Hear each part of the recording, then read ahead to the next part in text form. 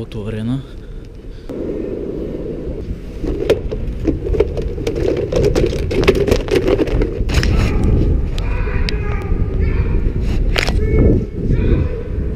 Shit.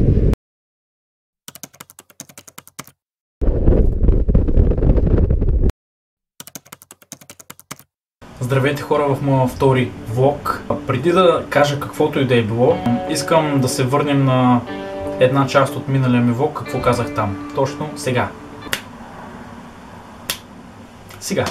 Искам да кажа, че ако този клип събере 1000 гледания, съм готов да се кача на Auto Arena и да закача българското знаме. Когато казах това нещо, всъщност знаех, че мога да го направя, обаче не мислех, че ще се осъществи.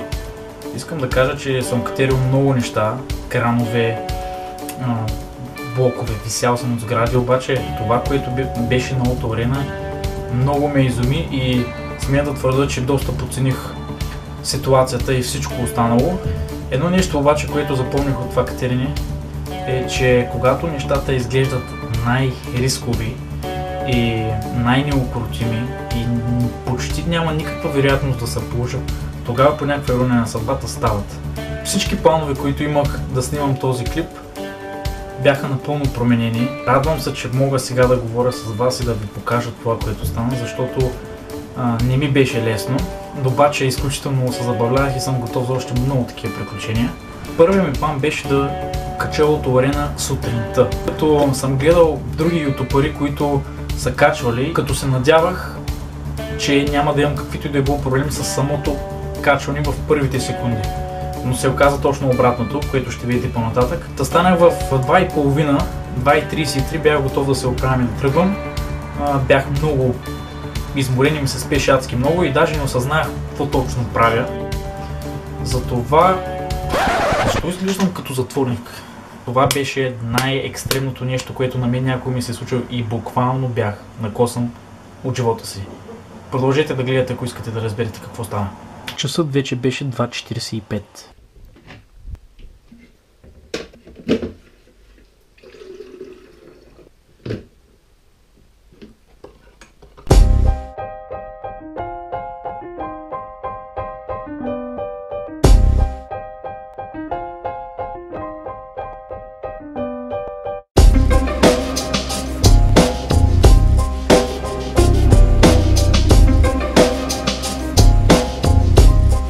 Вече е 5:47, тъкмо слязох от автобуса.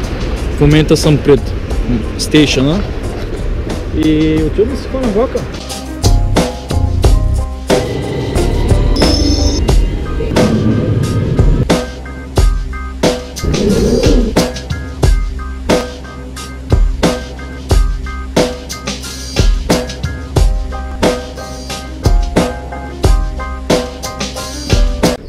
Хора, вече сме от правилното място. Това е Auto Arena. Качването няма да е лесно, тъй като от тук всичко се вижда и вече е доста светло. Единственото нещо, което трябва да направя в момента е да видя откъде ще ми е най-бързо и лесно да се кача. Лошото на сградите в Лондон е, че са строго охранявани. Огромно е просто.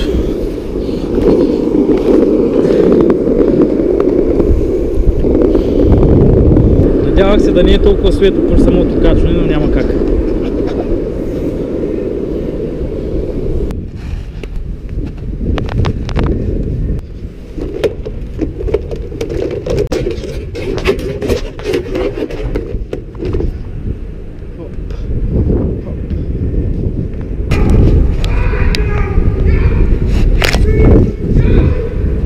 Shit.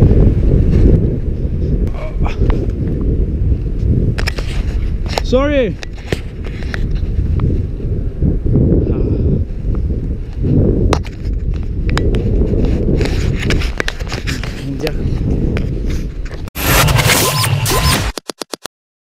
Тук вече загазих много, нали? Това бяха буквално първите ми мисли, когато чух охраната да се развика. Бях сигурен, че ще съм в голям проблем и даже това е една от причините, поради която реших просто да не бягам, защото така или иначе няма от кой да се крия. Реших също така да си спра и камерата, тъй като не исках да загубя ценни кадри и евентуално самата камера. Вкараха ме в самата Auto Arena И трябваше в продължение на 2 часа да ме разпитват, също така всички данни за мен да вземат, след което след 2 часа чакане полицията дойде до мен с декларация, че нямам правото да доближавам тази сграда. Ако ви кажа, че ми отне много време за това да реша дали да го пробвам още веднъж или не, ще ви излъжа.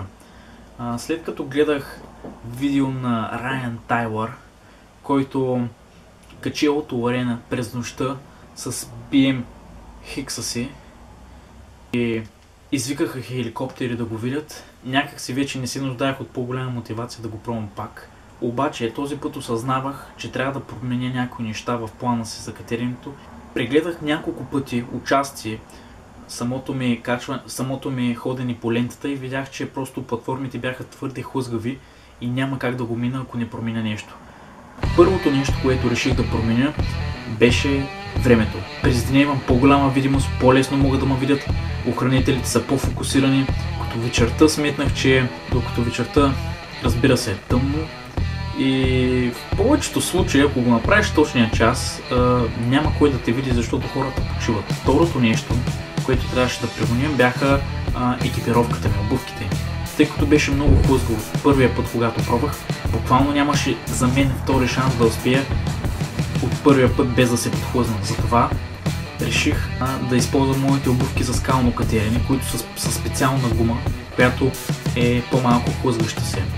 И също така реших да сложа магнезиев оксид на ръцете ми, тъй като това ще ми даде по-голяма стабилност в ръцете, да не се хлъзгам. Последното нещо, което трябваше да направя, просто трябваше да отида и да направя това, което бях планувал да стане, за да мога да кача Auto Arena.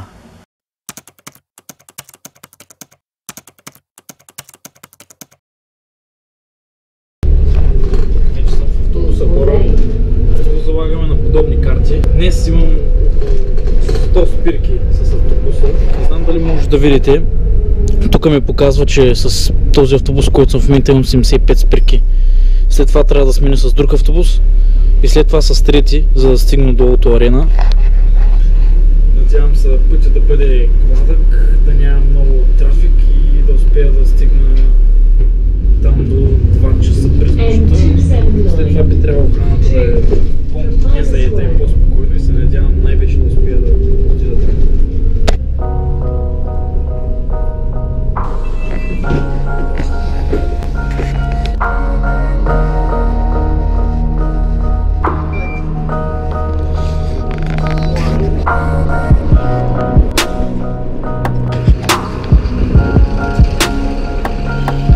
Вече сме пред Auto Arena, хора, за втори пореден път. Часът в момента е точно 2:34. Виждам, че все още има доста хора, да видим какво може да направим. Също така трябва да се приготвя, ако искам да го пробвам това нещо.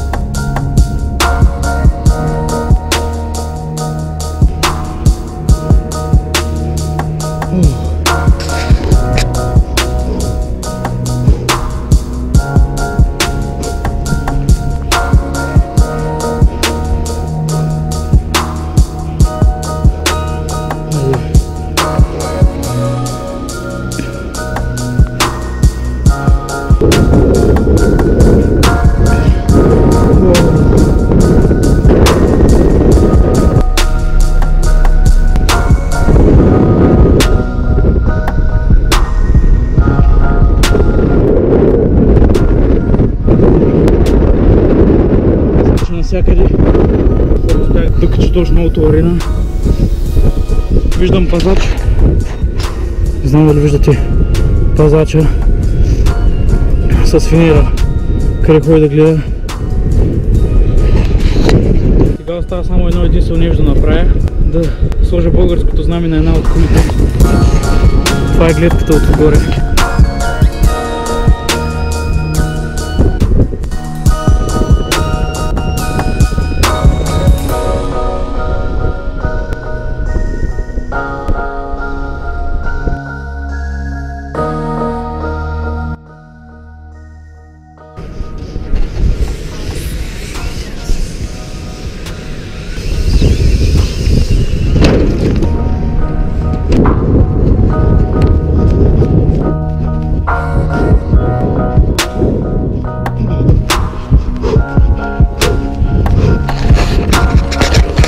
Това беше от мен, хора. Надявам се клипа да ви е харесал. Абонирайте се за още по-екстремни неща от мен и до новия ми влог. И предлагам ви да завършим подобаващ този просто уникален ден с една уникална мисъл. Чао от мен!